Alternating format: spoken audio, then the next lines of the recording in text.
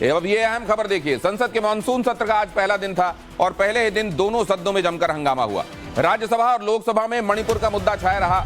मणिपुर पर लोकसभा में चर्चा की मांग को लेकर कांग्रेस समेत दूसरे विपक्षी दलों ने हंगामा किया।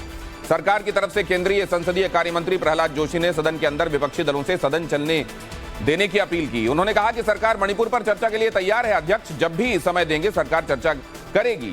चर्चा के बाद गृह मंत्री अमित शाह भी जवाब देंगे, लेकिन प्रधानमंत्री के जवाब या बयान की मांग पर अड़ा विपक्ष लगातार फौरन चर्चा करवाने की मांग करता रहा, जिसके बाद स्पीकर ने सदन को कल तक के लिए स्थगित कर दिया। और मिशन 2024 के लिए एनडीए सांसदों के 10 ग्रुप बनाए गए हैं। ये ग्रुप अलग अलग रीजन के हिसाब से बनाए गए हैं। हर ग्रुप में 35 से 40 सांसद रखे गए हैं। इन सभी ग्रुप्स के साथ प्रधानमंत्री नरेंद्र मोदी अलग अलग बैठकें करेंगे। 25 जुलाई से बैठक शुरू होगी। हर दिन 2 क्षेत्रों की बैठक होगी। पहले दिन उत्तर प्रदेश और नॉर्थ ईस्ट के सांसदों के ग्रुप की बैठक होगी। एनडीए के 25 साल पूरे होने के मौके पर यह बैठकें आयोजित की जा रही हैं। और अब अगली अहम खबर विपक्षी गठबंधन से संबंधित। विपक्ष के महागठबंधन इंडिया की टैगलाइन फाइनल हो गई है। नाम तो फाइनल हो गया था, अब टैगलाइन भी, कैश लाइन भी फाइनल कर दी गई है। सूत्रों के मुताबिक 26 दलों के गठबंधन की टैगलाइन है जीतेगा भारत।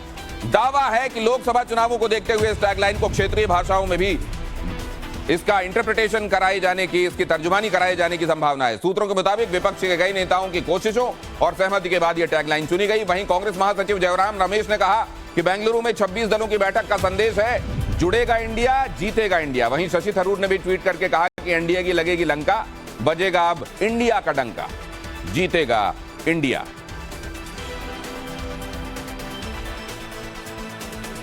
और बिग एंड बोल्ड में अगली खबर बहुत ध्यान से देखिएगा। सत्तारूढ़ एनडीए के खेमे में 38 जबकि विपक्षी गठबंधन इंडिया के खेमे में 26 पार्टियां शामिल होने का दावा है। लेकिन आज हम आपको बताएंगे वो पार्टियां जो ना एनडीए में हैं और ना ही इंडिया के साथ।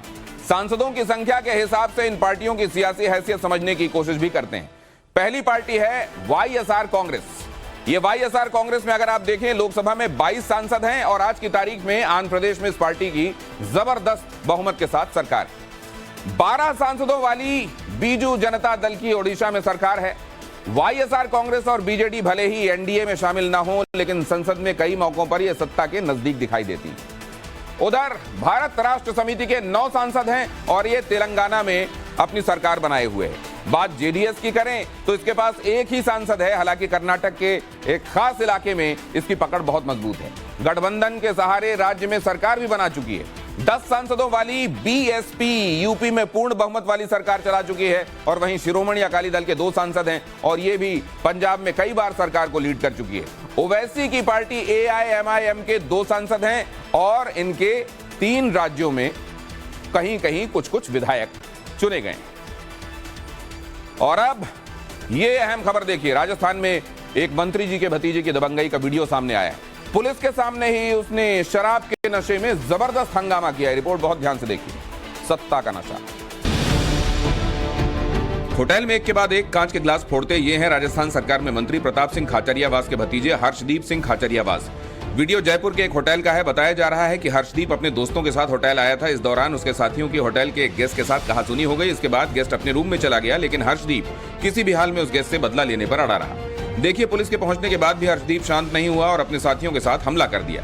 पुलिस किसी तरह गेस्ट को होटल से बाहर ले गई तो वहां भी मारपीट की गई। मामला हाई प्रोफाइल था। ऐसे में पुलिस ने गेस्ट और होटल मालिक को तो थाने में बिठाए रखा, लेकिन हर्षदीप के खिलाफ एफआईआर तक दर्ज नहीं हुई। जब मामले ने तूल पकड़ लिया तब कहीं जाकर 22 घंटे बाद केस दर्ज हुआ।